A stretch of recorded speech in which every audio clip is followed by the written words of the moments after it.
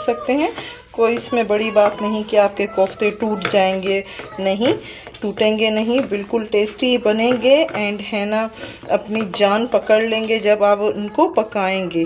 तो चिकन है, चिकन पकने के बाद सख्त हो जाता है। मैंने टेस्ट के लिए ही बेसन डाला है।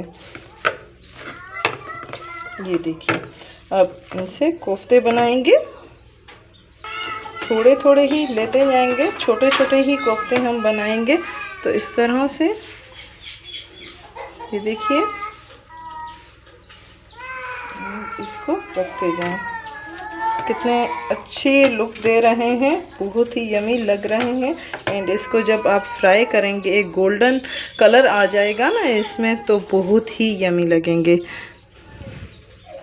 ये देखिए, मसाले हमारे सारे मिक्स हो चुके हैं। सारे कोफ्ते हम इसी तरह से बनाएंगे।